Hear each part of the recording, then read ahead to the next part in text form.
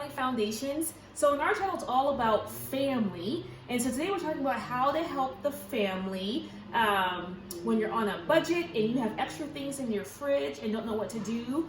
And so today we're making homemade yogurt.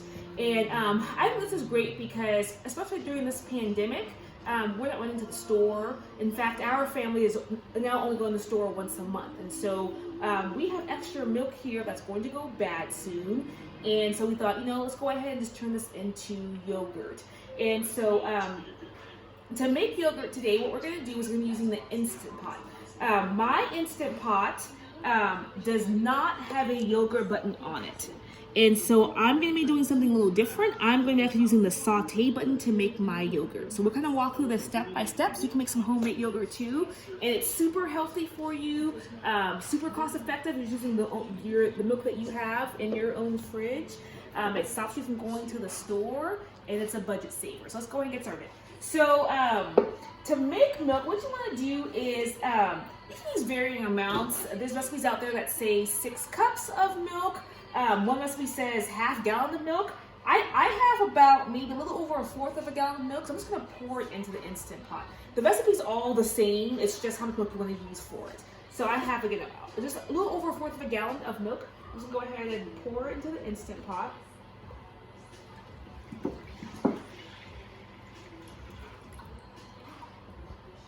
Okay.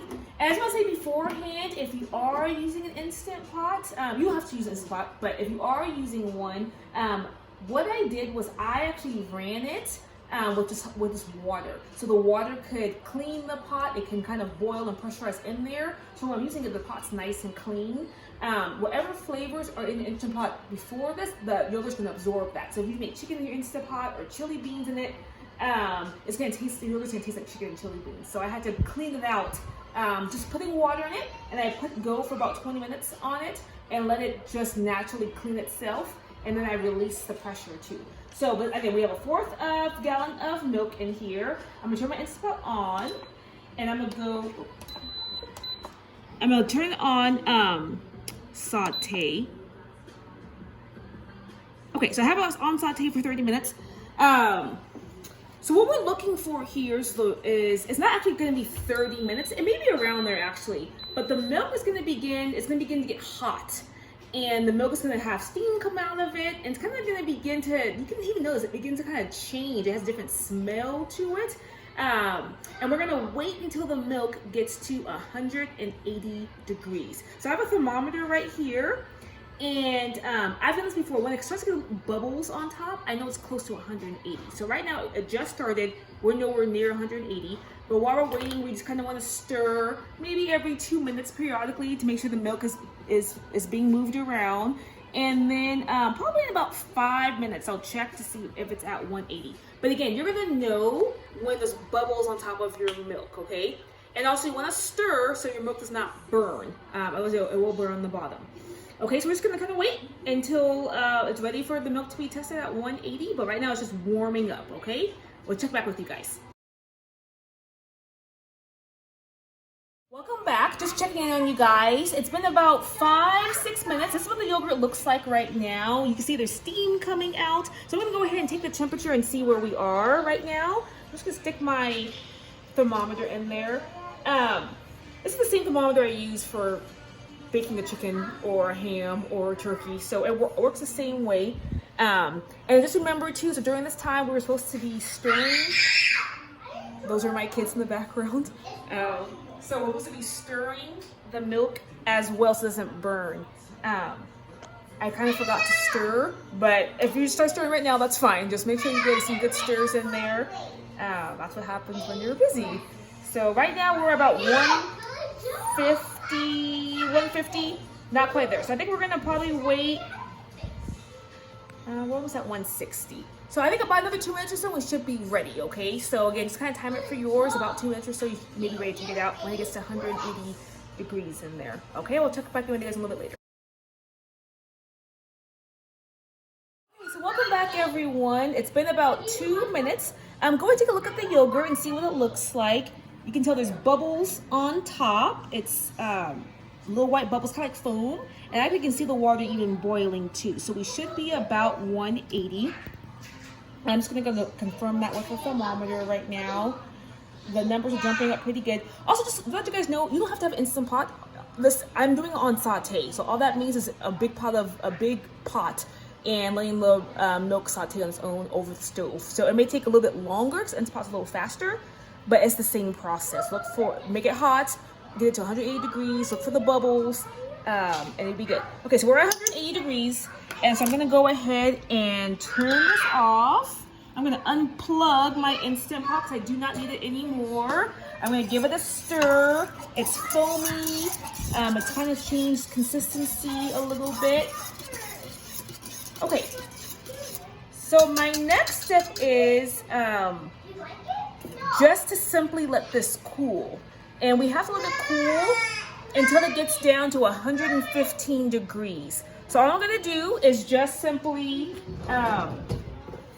put my pot holder right here. I'm gonna lift this up out of the Instant Pot container. It's very hot, so make sure your kids are keep them away because it's burning, okay? And so I sit there until it gets to 115 degrees. In the past I've done this, it takes about 20 minutes for it to get there, 15 minutes or so. So I'll check in with you guys that time until this is going. Welcome back. So it's been about 25 minutes or so, and so I've checked the temperature. It's at 110. It's ready to go. Just the next step. It's a little different. We're going to add a yogurt starter to our yogurt. So a yogurt starter is simply yogurt. We're going to add yogurt to the yogurt that we're making. And you may be thinking, well, why do you have to add yogurt to it? Because the yogurt has a bunch of cultures and live probiotics in there that help ferment the milk and help start the yogurt. So we're gonna have to add yogurt to the yogurt you're making. So I have these little Activia cups that I buy from the store. You have to add 3 tablespoons at least of yogurt starter to your yogurt. This is about 3 tablespoons. I've made this recipe before, and the yogurt was it was great, but it was a little too liquidy for my taste. I like a little thicker yogurt, so I'm gonna add a cup of the Activia yogurt and a tablespoon from a second cup as well. And you may ask, well, what are you gonna do with the rest of the yogurt that you've already opened? I just scooped it up and gave it to my kids for lunch as part of their lunch. So that's why I use the rest of this cup I opened. So I'm gonna go ahead and add a tablespoon from the existing cup, sorry for that loud sound, into here. And then I'm gonna just go ahead and add a full cup of the Activia yogurt. You don't have to use Activia. You can use like Yoplait. I hear that works really good too. You can use Greek yogurt. You can use any kind that you would like. I haven't tried any flavored yogurt. I don't know if that sugar does anything to the yogurt. I've always used kind of vanilla or plain. So just kind of be mindful of that as you're putting your yogurt starter in here. So I have that right here. It's all in there. Okay, so now what we're going to do is we're going to mix it up really good. And it has to be mixed up real good so all the cultures and everything are mixed in well, so you have good yogurt. So we're going to mix that in there. I hope you guys really like this yogurt. When you're done, subscribe to our channel. Push a like if you like the yogurt. Add a comment down there as well. Just let me know how it worked out for you guys. Anything else that you would add or do to it. I would love to hear from you guys about that. Alright, so that's well incorporated. So now here's the next step as well. Okay, so when I first did this recipe, it was a little strange at this next step. So it may sound strange to you too, but this is actually what you need to do. So we're going to actually put this back in the Instant Pot. What? And we're going to close the lid.